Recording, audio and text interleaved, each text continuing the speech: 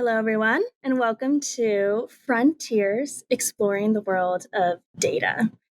Good morning, good afternoon, good evening from wherever you're tuning in from. Great to have you here. If you don't know, Frontiers dives into how people are using their data science and data forward minds to shape organizations and change the landscape outside of big tech. And in each episode, we explore the far reaching corners and different corners of the world of data. My name's Jazmin, and I'm your host for this series.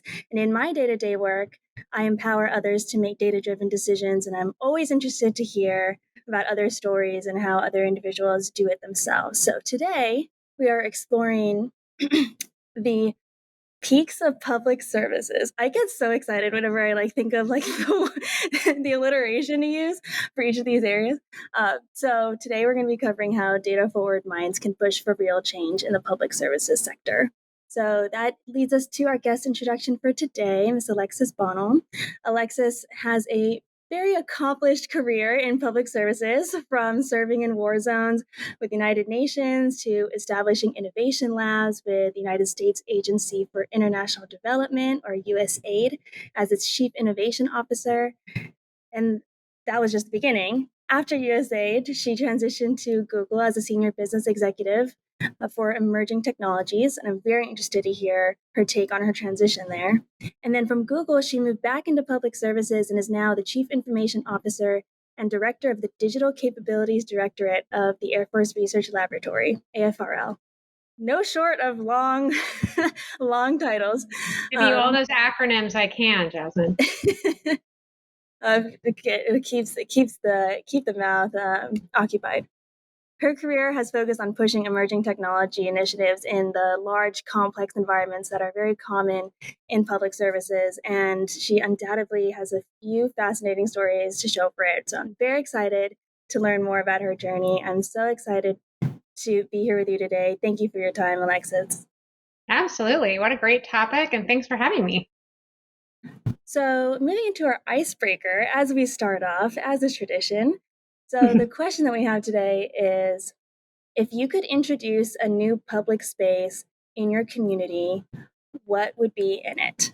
I usually start off to just break the ice a little bit on my part. And also, I don't have a really good answer to follow up with. So I usually start off to set a low standard.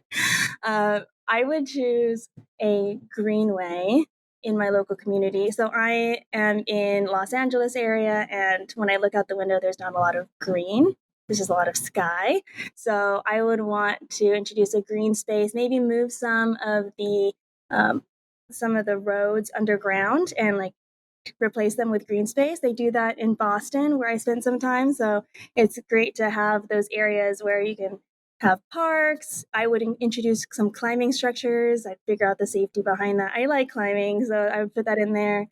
Nice bathrooms, art installations of local artists. I really think art's a really great way to bring communities together. And then having a greenway occupy a street instead, or replace a street instead, would also allow you easy access to shops on both sides, especially if it's a busy highway. So that's what I would choose. That's awesome. So when are you going to get public sector to fund that? It's that a dream. Be the next thing, Jazmin. And very on theme. Let's see. Mine, I think mine would be a floating dog park. And I'm lucky enough here in West Virginia to live on a rock quarry. And I got to tell you, there is something about, just being in water and just floating with people. It's really hard to be mad or angry or not trust or just not connect when you're just floating, right? And I think as a dog owner and dog lover, one of the things that I've loved when I've gotten to spend time at the quarry is also seeing just dogs, right, swim and float and play. So my thing would be a kind of floating dog park. And the nice thing is you don't even really need to separate big dogs and small dogs, because they all float awkwardly in the same kind of vein. So I would have floating dog park. I would, probably have local street vendors, but they'd have to also have dog, snacks. And yeah, I would just have lots of time for people to float with their pooches. And I'm a big believer that that type of quality time, that type of headspace, we would solve many of the world's problems. We have a little saying that, like, what happens, in the quarry stays in the quarry. And we actually mean that more on stress, right? So you get it all out, and life is better. So I would wish that for more people, and that would be my idea. That seems like a great idea. It seems like it's very easy to implement. Right? I know, but I don't really know of any. I mean, maybe there's parks that have like lakes and swimming and dog stuff, but usually it's like no dogs or no this. And so I think being intentional to be inclusive like that would be good. I really like that. And when dogs are in the water, I mean, it's not like they're like they're not going that fast. So there's No, like they're a not going to pass, and they don't go after each other. Like it's just, it's just them in the water, right? And then maybe in their ball in the water. But yeah, it's a happy place. whenever your dogs seem a little, I'm looking at your dogs in the background, they seem a little bit smaller. My dog is like 100 pounds and he needs a big life jacket in the water. And Yeah. I just love seeing all the little quirks and little things that these dogs like.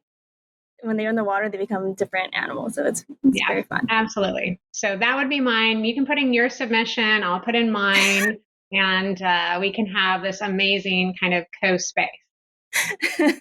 I know. We'll see which one gets prioritized. I think that you have a lot more thought into maybe a lower barrier to entry for yours than for mine. So I'm rooting for yours. Oh, well, it would be actually, hey, it would be a good contest. And most of all, it would be really nice if they were right next to each other. Ah, oh, that sounds wonderful. Just need to find a lake really close to a highway. Yeah. All right. So going into our main topic today, I want to learn all that I can about your experiences in public services because I think a lot of people that are tuning in don't know of all the opportunities or the ways that data enthusiasts can be utilized in this field. I mean, there's just so many different uh, organizations in this industry. It's a big area, and it could be a little intimidating. I wanted you to. I was wondering if you could talk first about kind of what public services is, like what makes up this industry, and then how you yourself got into it. Sure. So, I actually was not looking to be in public service. Out of my sister and I, she was the much more nice kind of bleeding heart, do good for the world. And I was, really happy capitalist. I specialized in like advertising and PR and selling people things. And that was kind of my plan. And what was interesting though about the type of the age in which I entered kind of the marketing and advertising profession was really where what we used to call digital marketing or direct mail marketing came into being. And at that time, there was a lot of kind of glory and like brand advertising, right? Like the Nike swoosh, all of that. And that was really how we shared messages. But from a data lens, what was really interesting is when you started to introduce kind of that personalized, right, the direct mail or these different pieces that we used to get, that was really the first time and the way that I cut my teeth on like, well, you should really know who you're talking to, right? You should really have that type of information. And this is where, bank information overlapped with catalog subscribers, right? I know people may not even know what catalogs are anymore, but back in the day, there are these paper things you'd get in the mail, right? And there was a lot of, of targeting, right? Well, who's going to like my product, right? Who's going to like my catalog? And so, I really take for granted that I kind of entered, what was not public service, but kind of entered into this idea of having data, having knowledge, right? And using it to make better decisions. So, if you think about, the cost of mailing something to someone in hopes that they might buy your product, you really had to kind of tailor, like, is this the right person? Is this, because every decision you made was ultimately about the return and finance. So, kind of, I didn't realize that it was unique to kind of go into my career being like, well, of course I want information. Of course I want data, right? Like the right decision, equals success. So, what was really interesting in the way that I got into public service, and this is not the normal story for most people. It kind of feels like a bottle of wine story, but I will tell it anyway. I got a call out of nowhere from a friend of mine who happened to meet someone just sitting next to them on vacation in Las Vegas. And she called me and she said, I've met this guy and I told him he needs to hire you. And I was like, well, who's this guy? What's this about? And he was this really incredible leader in one of the UN organizations. And he gets on the phone and he's like, your friend Amanda says you're great. Come work for me. And I was like, well, where do you work? He said, the UN. And I said, well, where? And he said, oh, I'm in Afghanistan. And I was like, yeah, it's like, I don't actually really think I know very much about the UN. I'm not actually sure I like the UN or I think they're very effective, and he was talking. And I think part of what was so interesting is he kind of loved the fact that I wasn't kind of like, the UN's amazing and does no wrong. And when he pushed me a little bit more, I was like, well, what is it that you need? And he's like, I need someone that I can kind of drop in the middle of really challenging places and like we'll figure it out and we'll do important things like bring democracy places and make sure people have food.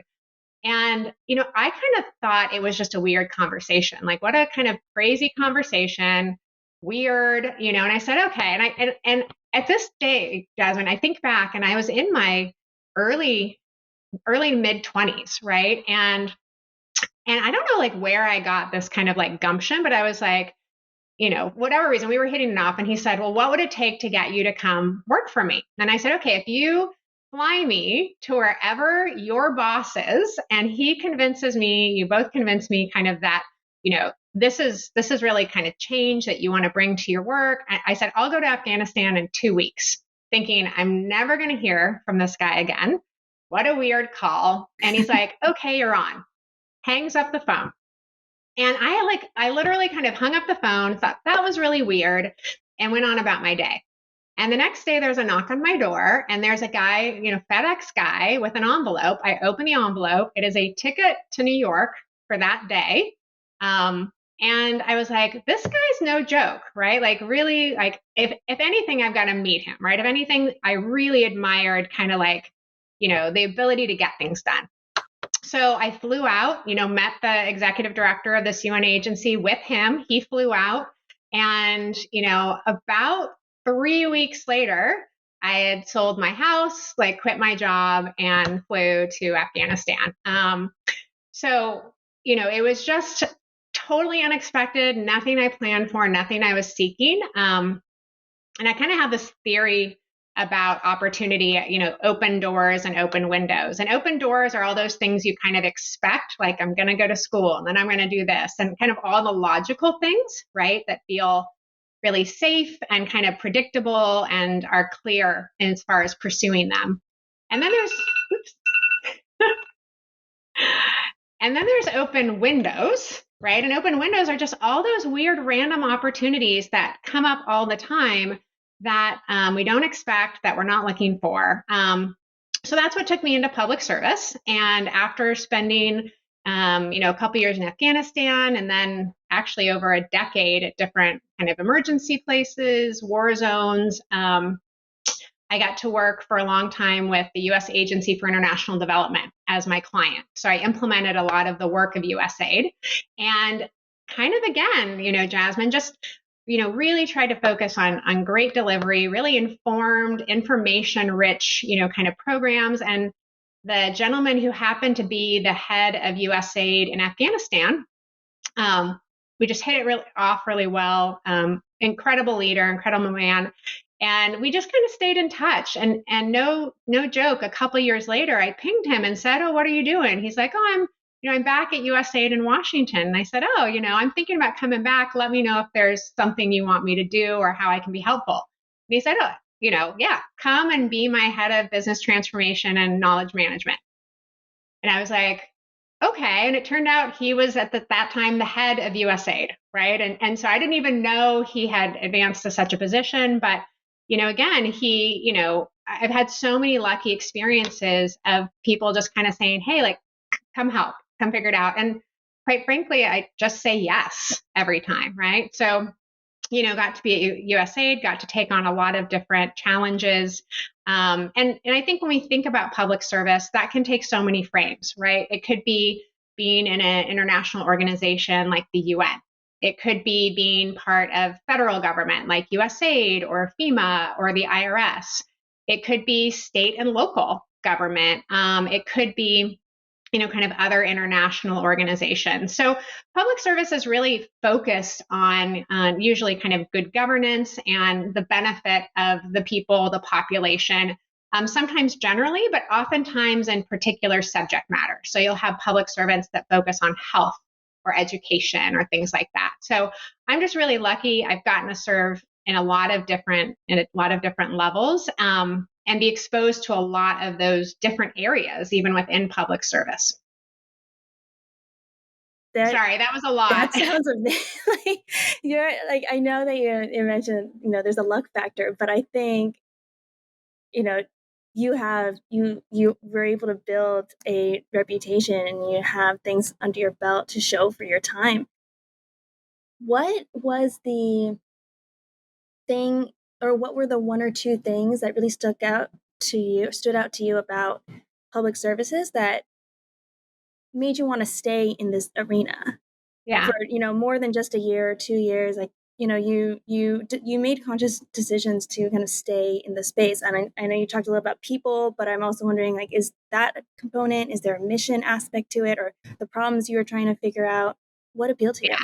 I mean, absolutely the mission and purpose component. Like, I didn't know that I was looking for it or that it mattered to me, but when you start getting to play a role of making sure, more mothers and babies don't die in the first 48 hours of birth, right? Or that people have access to education and, in the case of Afghan girls, books and being able to be taught, literacy, all the way to democracy and other types of issues. So I think it's one of those things that once you really find some of that purpose-driven work, it's really hard, right, to kind of back away from it. But I also think a lot of it is about saying yes, right, to those opportunities. I mean, it was interesting because over the course of my career, there'd be lots of folks like, I want to do what you do. And I said, okay, well, I can send you to Afghanistan, right? Or Palestine tomorrow, whatever. And it was like, no, I like the idea more of like Paris or Rome. And I was like, well, the Parisians don't maybe need as much of that type of assistance. So,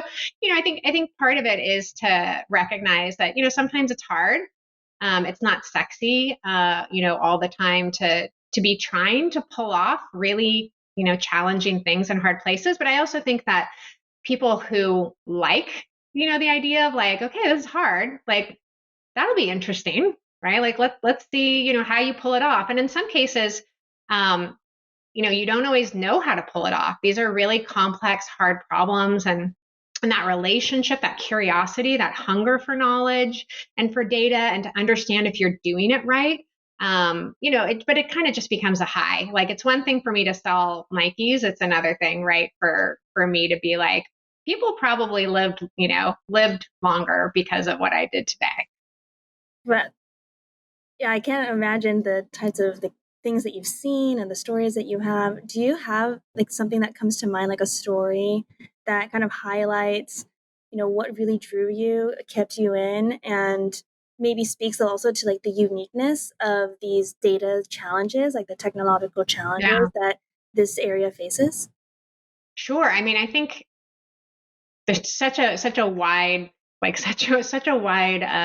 amount and vast amount of impactful kind of moments. I think, from just a moment that will stay with me forever. I got to participate in, at the time rebuilding the women's dormitory at Kabul University in Afghanistan. And, that was a building that was created, I think in the 70s and never actually, and its history was used for lots of other kind of horrible purposes during war and under the Taliban, and really had never actually been a place where women came together to learn and be educated, right? And live together. And so when I got to work on that project, and I remember walking down the hallway after it had opened and doing my project management checklist, right? And hearing these young women like giggle. And I thought to myself, this building, I don't know if this building's ever heard that sound, right? And like to bring like the the population that was intended to be there for the doing the intended thing, and to kind of know that finally, that was having its mark. Like, those are one of those things that stick with you. But I think from an information standpoint, there are so many. So, the first is just being information rich to say, are we doing the right thing, right? Is this what people want? Being able to look at major, data and understand, what are some of the challenges that an area has, right? What might be some of the ways that a challenge was tackled before? Did it work, right? So a lot in international development, there's a lot of data for decision making, but there's also a lot of hunger for evidence. Like, is what we're doing helpful? And the answer is like, not always. There was one case in particular. We had funded a clean cook stove initiative, right? Because a lot of, people were were cooking with gas or kerosene or charcoal, and inhaling and having really bad health issues because of the way in which they, kind of had the option to prepare food. And so we thought, this is so great. We're going to create these clean cook stoves. They can, eat in a more healthy way, kind of like pat on the back, kudos to us, good job. And one of the things someone did, which was so brilliant, is that they put these like heating sensors on the cook stoves. And just as a data thing to say, okay, well, how often are they getting hot, right? Are they failing? And it really wasn't an active data collection. It was passive, right? It was, it was more kind of accountability, I think, for the project of, are they working? But what we saw was, this kind of huge spike, in the beginning of, I think it was the first month. And then it kept going down and kept going down. And we, of course, were quite concerned that, they were breaking, right? Or they weren't working. And it was, okay, so, the team made a visit back to, this area. And what was really interesting is they went and talked to the community. They had given these cook stoves, and they said, well, how are the cook stoves? And the community said, oh, they're great. They're wonderful. They're perfect. And of course, our team was a little bit like, but are they getting hot? Right. And long story short, the community had stopped using them because, especially the women were cooking for their families, regardless if they had, regardless if they were in poverty, these women were proud of the food they made, right? Proud of what they brought their family. And they felt like the cook stoves changed the flavor, right? It wasn't like it wasn't good anymore. And so they stopped using them, but they didn't want to tell us, right, that like, actually your thing's not that helpful and it ruins my cooking. But what I loved about that is that then we got to have a conversation. Like, oh, maybe we can change, a fuel formula, or maybe we can do something to fix it. But, without the data, without being hungry and accountable, right, for what it was we were doing, those things were going to become the fastest corner footstool, right, ever. And I think that that's something when you serve people, we talk about human-centered design, but really just wanting that knowledge, right, and having that exchange and allowing that knowledge to unlock the real conversations that need to be had. Just such a, those types of moments were really game-changing for me. Yeah, there's so many aspects of that story that's just really solidified a lot of why it's important to have like a data hat on in these sorts of environments. Because some people might be like, well, take all the like data out of the question. Like, this is a very human-centric problem, but data really helps in so many different ways. If you have the forethought to introduce these passive ways of collecting data, the least intrusive ways, like that's very important. That's like a nuanced thing that you have to pre-plan. And then after the fact, I think data also serves as a way to help, like you were mentioning, with those conversations, especially when you're dealing with different cultures and different people. It's not always easy to talk about, when something doesn't go well, or to communicate, whether it's actually helpful to you or not. There's barriers there, and data helps to break those down. There's numbers. It's a conversation starter. Yeah, and I think when you're trying to do good, and if you think about it with public sector, we're really entrusted often with taxpayer dollars, right? So it's not just, we're not a company trying to make money, right? We've been entrusted by people like you and I with, with dollars to make our communities, a better place, right? To deliver the programs in a better way, to defend our national security, right? In my case. And that actually is something you got to take really seriously, right? And data and knowledge, and we call it being an evidence-driven leader, right? So it's one thing, just to make decisions, from a normal sense, but it's another when you're not only trying to deliver, a different type of experience or benefit or assistance to someone or advance something, on behalf of the nation.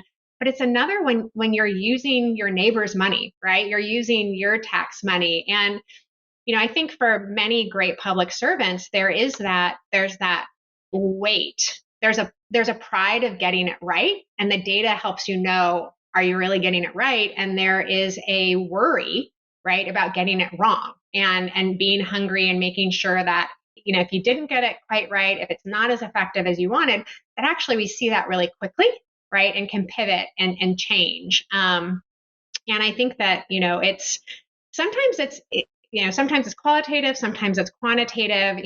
A great example actually that was in California that I got to work on when I moved to Google was, around the types of kind of conversation that, they could have, or the ways that they may engage diaspora or non-English speaking parts of the community, right? So, the state had really, in many cases, incredible resources, but they were underutilized by Spanish-speaking populations, right, or maybe Vietnamese-speaking populations. And so, number one, realizing, they're underutilized, right? That takes data.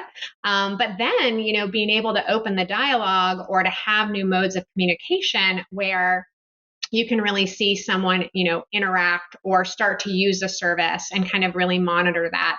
And I think that idea of, that accountability is just at the heart of public service. And it's not even that you need, loads and loads of data to make these decisions. It's just the need to gather something so you can measure a baseline or see trends over time. It's just, even in the small, more isolated sense, that's very valuable. You don't need to, that everyone's like, oh, where's all the data at? It's like, well, data is important, but you could also collect it. You could also make your own. It's you don't need to tap into this magical source of data somewhere to be valuable as someone who appreciates data. So it's really the trait that I love in all the great human beings that I've met, right? One trait they almost always seem to have is curiosity, right? It's this relationship with knowledge, this desire to have more knowledge, right? To experience more things, and whether we want to call it data, whether we want to call it knowledge, that pursuit, right, of knowledge and the ability to say, well, how will this change my life, my behavior, my values, the way that I work or what I might do on behalf of others. That is really a journey of curiosity, right? And so many times that data, to your point, sometimes it can be quantitative, right? How many people came and participated in this program? It could be qualitative, like how did someone feel about the program? And I think one of the, things I got to work on that was really interesting was the concept of time poverty, right? So if we think about someone who might be needing to access, some assistance, types of programs or things like that, usually if one is in a position where they are already maybe somewhat financially vulnerable and have to, look for assistance, that person probably doesn't also have the time to come and sit, in a 6-hour line at the local assistance office, right? Because I started to realize every hour that, she or he might sit there, that's hours they're not earning money, right? They're not able to, put that to supporting their family.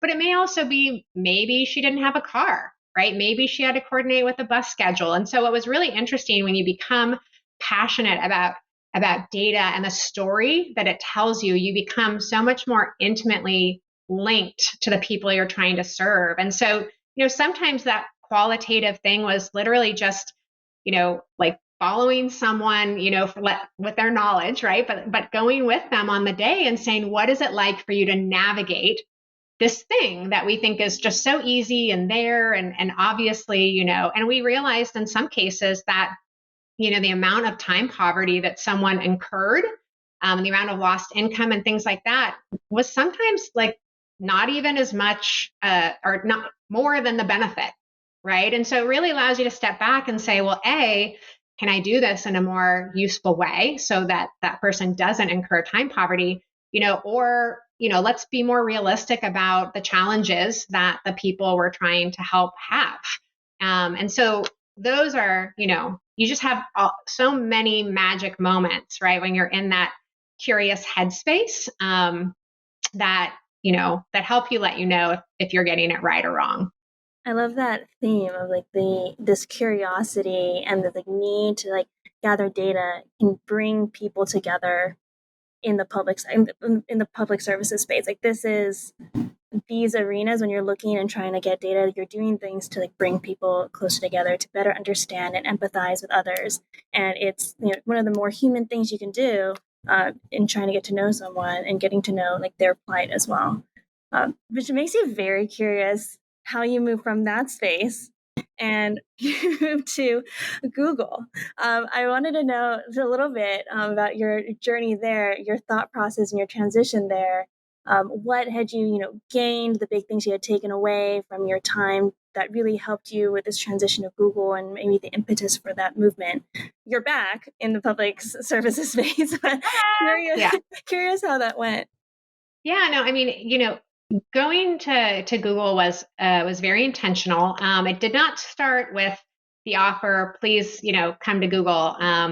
It started probably about a half a year before, in the sense that, at the time I was the chief innovation officer at USAID, and I started to become kind of uncomfortable because, I thought to myself, well, gosh, as a great chief innovation officer, I should be in love with my customer, right? I should just have so much intimacy. I should understand so much about them. And I found that was actually really hard to do, right? It wasn't actually, always natural to, how we programmed or what we thought or how we made decisions. And so I thought, oh gosh, I need to figure out what that looks like. And at the same time, I was really fascinated by how is what we do really going to be impacted by technology, right? And oftentimes in government technology, it's super expensive, right? These are really big systems, really complicated. And I was like, do they need to be? Like, does it have to be that much? Like, what's going on? And so when, I kind of out of the blue through a colleague of mine, another public servant who's still at Google, really amazing, defense leader, said, hey, we're gonna try to, make more technology relevant to government public service. Come join us. And it was really hard, right? Because I had one of the best gigs in government. I mean, being the chief innovation officer at USAID is about one of the best feel good, cool, kick-ass jobs right out there. But, I thought to myself, and in that spirit of curiosity, I was like, okay, what do I have to learn? Like, where would I like to become more confident, a better leader, and understand more? And I really recognized there were kind of three categories. So the first was I wanted to understand more about technology, right? What was real? What was hype? What needed to cost $200 million and what was free, like environmental insights engine, I think is one of the Google products. Free, incredible data. No one knows about it. It seems like no one uses it. But also, how do you answer important things when you're talking about data, like security, right, or privacy? Because there is an exchange, right, of often really critical information. And so I thought that would probably be good for me to know more about and be more confident in, and to bring that back. So that was one. The second was culture. Right? Because a lot of times we sit on the outside of organizations like a Google or Apple or other places, and it seems so cool, right? And everyone seems like so happy and it's great and so innovative. And I really wondered, I wonder what it is about how people lead there or how people function and how much of that I could do as a public servant. And that was something that I really felt in my time at Google, probably about 90% of the stuff that, that I learned kind of in how Google functions and participated, I was like, I could have done this like with the same budget that I had in public sector, the same legislation, the same kind of rules and policies. And so that was really eye-opening, but a great example of what might be different.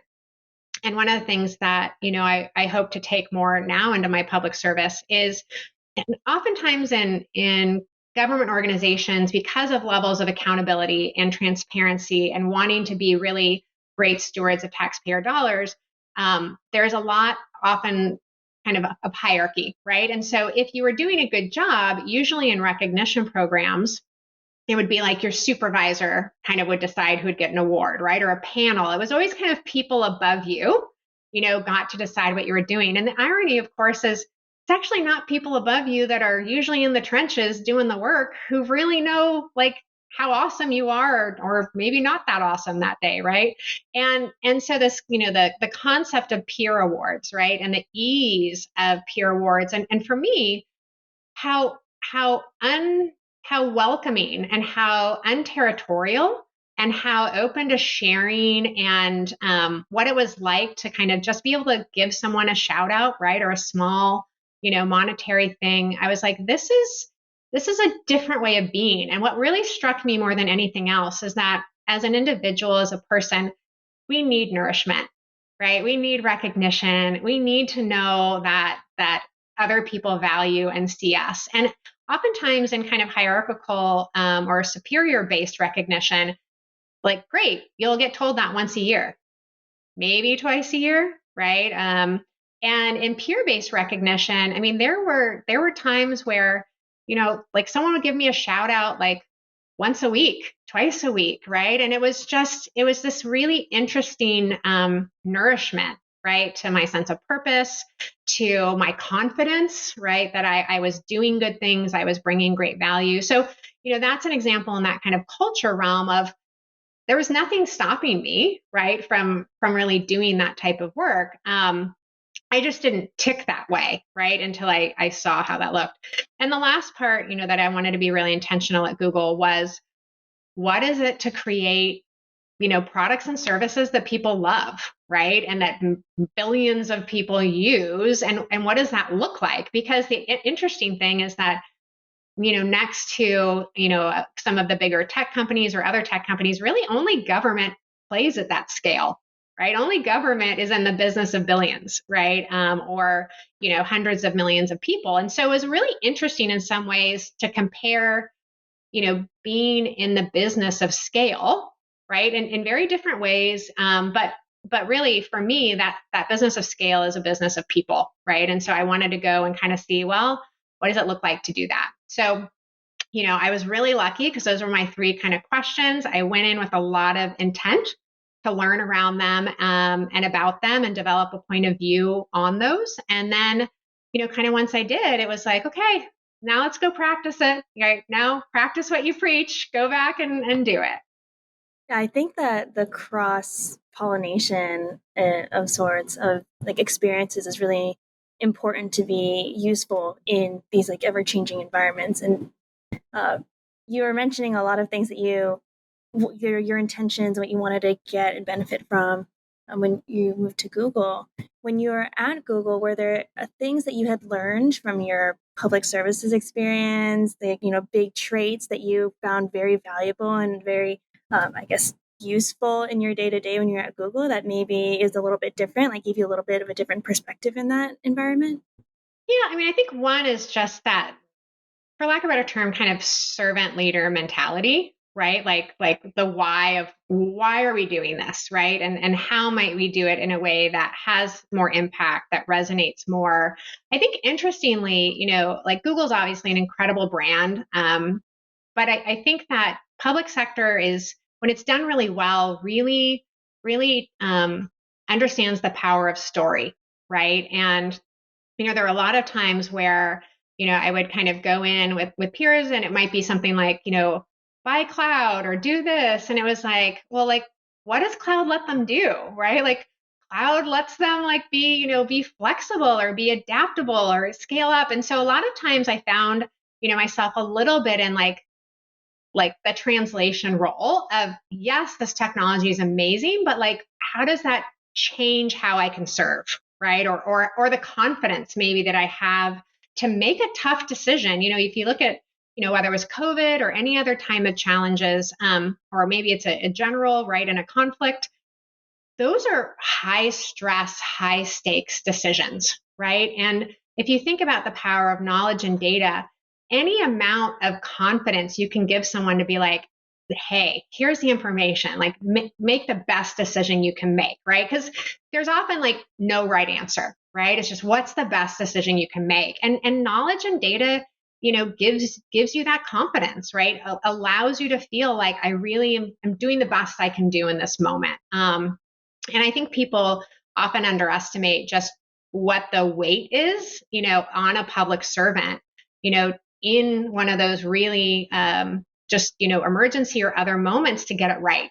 Right. And I think, that relationship with information, the relationship with knowledge is just a really critical element. And I think for me, I innately understood that. I think sometimes you can, you're just doing the tech. And so it's like, I talked to an engineer and they're like, yes, it does this, this thing faster. And I was like, why do they care? Does it let them make a decision faster? Right.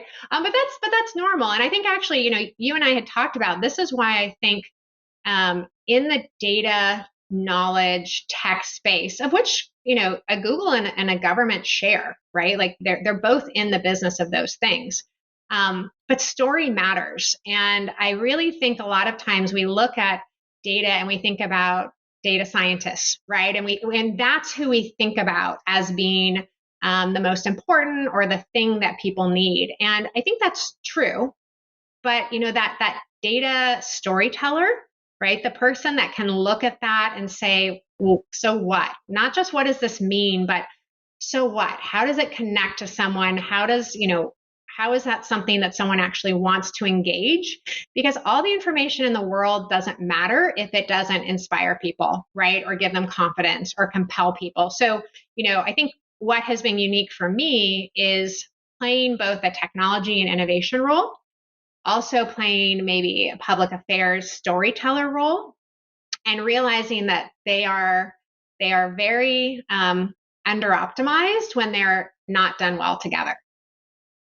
Yeah, I love what you're saying with the relationship of knowledge, because it's not just the amount of knowledge, it's not the amount of data that we have. I mean, the world's at our fingertips in that regard. It seems like it's really, what is our relationship with knowledge now? Those are the sorts of questions that we need to be asking as like data leaders in this space. And everyone always needs to have like a healthy challenge when it comes to any like problem, like how is it being tackled? How are we leveraging data? Because it's we're no longer in this phase where we're just trying to grab something that's attainable. It's now, how do we use it? Are we using it right? Are we asking the right questions? I think Well, that and I think to that point too, a lot of people discount that they can be data pioneers even if they don't crunch a single number, right? And what I mean by that is, I have the great privilege of participating in, as a chief information officer, that highly technical role, right? Hoping to really bring technology to bear. And people say, well, what'd you get to your degree in? Like, my first degree was in public relations, right? Like, and that actually serves me so well, because the first rule of any relationship with knowledge or database I'm trying to set up is like, why? What is the story we're trying to sell, or tell, the decision that we're trying to make differently? Like, what is inspirational or scary about that, right? And I would just really encourage, I would love to see like every data scientist have like a bestie that was like the marketing comms, like advertising person, like that. Those are like the juggernaut, pairs. But again, people often just will ask, well, I'm like, I used to say, well, I'm not technical, right? Like, because I valued the story, right, more than maybe necessarily calculating, the data or running kind of the algorithmic structure. But I realize now, like, I'm just very technical, but just as technical, right, and just as relevant to the technology as the coder or the engineer or anything like that. so. As a leader yourself in this space and like in data, in these like innovation spheres, in these very tech centric organizations, what advice would you have for folks that are interested, that want to maybe try their hand at working in public sector? Like, where do they start? Is it like, is there a lot of runway for them still to be able to take up in this space? Like, is there a lot in terms of like future progress? Like, where do you see this arena going? Yeah, I mean, the reality is there is so much, right? So you could be looking at local nonprofit, right, or NGO work as part of public sector, and you can start. One of the great ways I tell people is like volunteer, right? You don't have to take this big jump. You can go volunteer, right, or participate in a kind of a local community or government sponsored event, right, or do things. And number one, you're going to build relationships, right? But number two, you'll know as you feed that purpose driven part of your identity, right? Like, oh, is this filling something, right, for me? Is this bringing something more? I would say, like, there's also interestingly a ton for people who are data story centric. Government is doing a ton of things like hackathons, right, or kind of data crunch events or other types of things. And we really do have a need for that type of talent, right? We can't hire like these information stewards fast enough. And so, you'd be really surprised, and almost, I would say, I feel like every major city multiple times a year, there's probably some type of public entity being like, come help us figure out this, right? Or come do that. And like, just go, right? Just participate. But there's so many different ways. What's really interesting to me is right now you'll get a lot of folks who maybe are coming out of tech, right, who want more purpose, or who are kind of looking for a transition. And it's really interesting to me how narrowly they often look at their experience, right? So I was just talking to someone the other day, and they had been kind of in an executive strategy role, and they really kind of felt like, oh, well, I've only done tech, so I only really can contribute, right, to tech. And I was like, well, you don't think like government like needs to plan stuff, right, or like have a strategy? Like I know we have a strategy, right? And so I do think that sometimes we get these really limiting perspectives on our identity, right? And I mentioned to you kind of open doors and open windows, and I think what's different about the people who like see the open window and go through it is like, oh, I could be that, like I could do that, right? I think they just see like experiences that they've had as more broadly relevant, right, than a lot of people who kind of just focus on the doors. And so, my encouragement would be like, if you're a comms person or you were trained in marketing, like you are just as relevant to a tech company, right? But if you're in a tech company and you're data crunching, like you're just as relevant to the Red Cross, right? So really, the more we kind of knit that fabric together, right, and give people the opportunity, like I've had, to go between the two, it all gets better. Yeah, paying it back on all fronts. Yeah. I know that AFRL also there's quite a lot of outreach that is done Oh, as yeah. well. Yeah, a lot Yeah. I of mean, like hackathons of sorts to get involved in. yeah. And I think that that's the neat thing, right? And being in governance, especially in a place that is a research lab, right? A lot of people think like, discovery and invention happens like, in the movies, like some guy sitting in a dark corner by himself being like, Eureka, right? That's not how it happens, right? It happens through like collision of people and ideas. And so being at a place like, the Air Force Research Lab, we get to work with incredible people in education and academia, right? We get to work with, private sector companies like Google and Microsoft, and small businesses and small tech and big tech. And so I guess maybe in some cases I got addicted to being in that curiosity journey, right? In my first role, then kind of, being really intentional at Google. And now it's kind of like the holy grail, right? I mean, there are all of these incredible genius people all around me being curious about different things. And my job is like literally to help them have a more intimate relationship with knowledge, right? With data, with learning, and having that inspire and propel, what they're doing for critical missions. And so it feels, it's a real kind of blessing to find myself here and to be kind of in that constant state of learning, from those around me. You always want to, you're in a good spot when you're inspired by the people around you. Oh yeah. That's they're so smart. It's just, it's funny when I took this job, I told the commander that that it terrified me. And he's like, I don't think I've ever heard anyone say that. And I was like, well, no, it's like, this is an amazing mission and there's tons of smart people, right? And technology changes every day. And this is what a meaty challenge. If, but it's okay. I don't take jobs that don't terrify me anymore. Let's go. Right.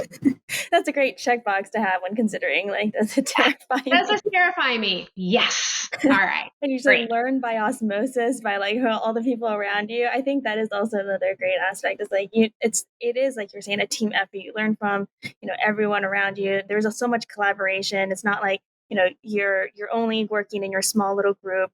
What I have found with public services that you have to. I mean, the core of your work is collaboration. You have to work with others and cross-cutting over the different functions. Yes, it makes it more complex, but it just makes it so rewarding as well because you're able to touch so many areas. Well, thank you for taking us on this journey with you. I know we've gone a bit long, but I did want to finish with our this last game that I'm very proud of, the fact or fiction round. Ooh, okay. So I have a few statements here about public services. And I want you to tell me if you think that these are fact or fiction. You're not expected to know these answers. They are just statements I took. I was looking them up online regarding public service facts The first one is around national parks. Okay. So one of the hottest temperatures on Earth was recorded in 1913 in Death Valley National Park, registering 123 degrees. Do you think that temperature is fact or fiction? I think it's fiction because I think it was hotter. What do you think it was? Oh, I'm gonna guess mid 130s. Wow, double points on that one. Yes. Wait, okay, what was it? What was it? Yeah, so it was 134. So I was actually gonna say 135, so I would have been wrong, but I appreciate you giving me a little wedge in the mid 30s. Yeah, usually I try to make these things really hard, but yeah, it's a 123. I pulled that number because it's actually the record heat for Palm Springs, California, which is close to where I grew up. So yeah, 134 is the hottest one of the hottest temperatures on Earth, and that was Death Valley. I did have a little bit of a cheat because when I worked for the UN, I got to work in Dubai for a while, and I was there, and I remember that I think the top temperature there got to it melted something on my car. I just remember that, and so I was like, it's got to be a little higher. I'm sure. So anyway, I had some experiential cheat, at least in hot zones. And nothing humbles you more than just searing in the heat of a desert. Yeah, nothing. Yeah, it's funny because people say, what's the best innovation? And I was like, air conditioning? Sure, there's other really good ones for humanity, but I really like that one. Absolutely. I second that one from growing up in the desert. All right. Second one is about the Postal Service. Oh, okay. So the officially licensed UPS brick, introduced in 2018, is a very popular item. Thousands have been sold on the postal store alone and at other retailers. Okay, UPS brick? You build a house with brick? Yeah, like a brick. And and how many have been sold? Thousands? Thousands have been sold. Oh, goodness. I feel like I have to say fiction only because I have never seen said brick. And now if it does exist, I want one, but I'm not sure why I want one. Yeah, you are correct. It is fiction. Okay. So I was like, I need to go and find this brick. So when I was looking up this fact, so it is dog costumes. Dog costumes are very popularly sold at UPS stores, I guess. So it's a very That popular is item. so interesting. The reason But I I can see why those are popular. and I had put brick there because I found out while I was doing this that you can just send a brick in the mail. Like if you put an address like in Sharpie on it Yeah. and you put like a post-it, like a postage Yeah. stamp, you can just put it in the mail and they'll just I feel like this is you're going to kick off some type of like trend on like, on like I don't know, Instagram or shorts or whatever, and it's going to be like and you're going to create some kind of like you've been bricked, right? And it's going to be about saying like making kind of some kind of statement, but when you do that, Jazmin, like make it positive, make it like you're my solid friend. Like make it something good, it's the right? So that buddy when brick. people yeah. So when people like brick each other, it's like, I mean, Yeah, I don't think the postal service will thank you very much for the amount of weight that all of a sudden they have to carry, but I think you should ride this one. it's on their site. Like I think they're welcome to having. They have it on their site that you can send a brick. So, send your buddy brick. Send it to your favorite You do buddy. know now that if I don't get a brick in like the next month, that I'm gonna be like, I guess we're not buddies. That's cool. Yeah, you'll know. I'll have to grab it from you. All right, the third is Mhm. about firefighters. So, of the active firefighting personnel in the nation, about 20% of them are volunteer firefighters. Hmm. So I live in West Virginia, where most of our firefighting units are volunteer or depend a lot on volunteer. So my guess would actually be a higher percentage are volunteer than 20%. That is true. Oh my gosh, this is like a record on this. I'm telling you, public servants, we know so many random things, Jazmin. Like we just sit there and it's like, well, I know this is how our whatever, and we just like we pull our like humanity right out of our backpacks, right? Like I'm so proud that public service did good in your podcast quiz. They're let's see.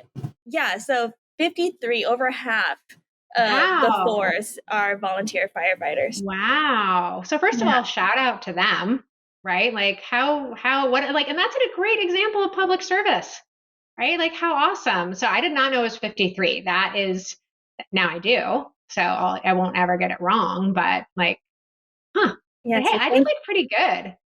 thank your local firefighter. There are still two more questions. Oh, bring it, bring it. Okay, the fourth one's about waste management. Ooh. So, recycling just 10 plastic bottles saves enough energy to power a laptop for more than 25 hours. Ooh. The spicy one. I don't know.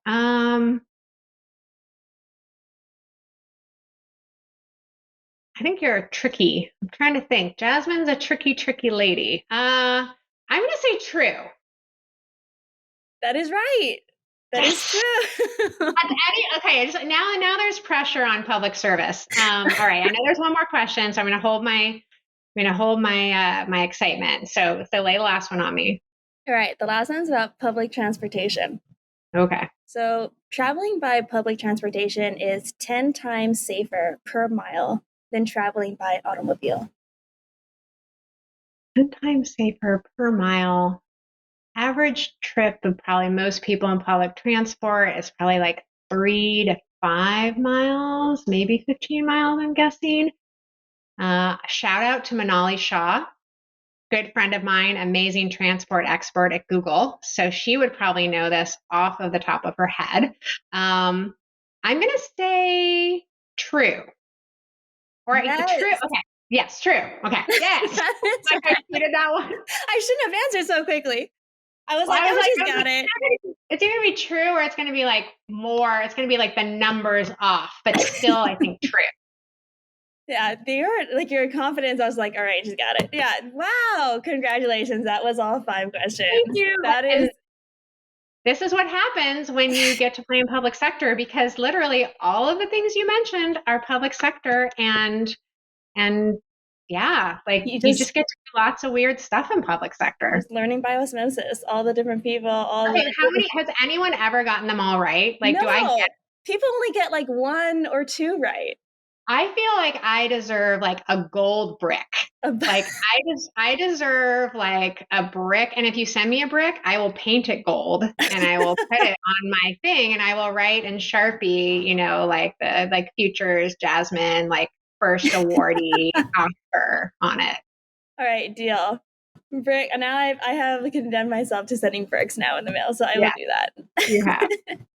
No, thank you so much for entertaining this game. And your like reasoning through it, I just really appreciate it because that's exactly what I envisioned when I created this game. Like I wanted to see like how people would piece apart like the rationale. So thank you for Yeah, that. yeah. Well, that's knowledge, right? That's data. You literally saw me doing compute, like da, da, da, da, da, You were right? like So machine learning or something. I was like, okay, this happens, whatever. So And yeah. yeah, I also wanted to thank you as well for being my guest today. And we will share your journey with all of us. And your perspective, I think, is greatly needed by folks that are interested in this field, have heard things about this field, but maybe haven't wanted to take the leap to actually do something. Yeah, it's been really fascinating to hear like, what you've been able to get your hands on. And your stories have been amazing, so inspiring. So thank you for your service and what you've done not just for this nation, but for the world. So I know everyone listening on this call, especially me, has learned something new, gained a new perspective on public services for sure. So thank you. Well, do me a favor, hug your local public servant. It is not an easy gig, but I work with just some of the most amazing people on earth. It's incredible to serve with them.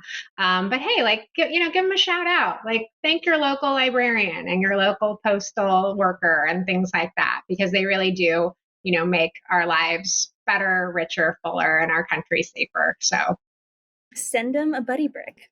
yeah, send them a buddy brick. I swear, UPS and USPS are gonna like send you hate mail for this, but like, yes, let's do it. And I would also like to thank Hatch IT, as always, for sponsoring this episode and allowing me to take hold of the series and host the series. It's just been so great to be able to spend time with people like Alexis. And lastly, I would like to thank the listener yourself for tuning in. And I really appreciate you taking the time to be with us today from wherever you are and exploring the world of data with us. So take care, y'all.